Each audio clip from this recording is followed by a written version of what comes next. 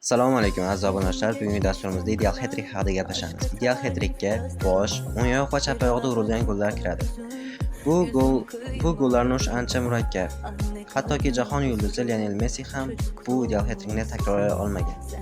Lekin bizning jamoadoshimiz Igor Sergeyev bu ishni bajardi. Mana qarang, birinchi chap oyoqda murakkab zarba va gol.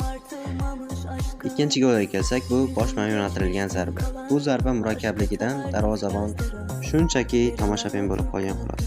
Va nihoyat Sergeyevning 3-goli o'ng oyoqda urilgan murakkab zarba hisoblanadi.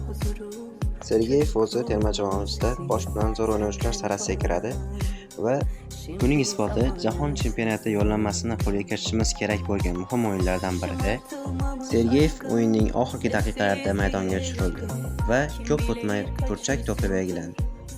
Burchak to'pi maydonga kiritilishi bilanoq Igor Sergeyev boshi bilan to'pni darvoza to'riga joyladi.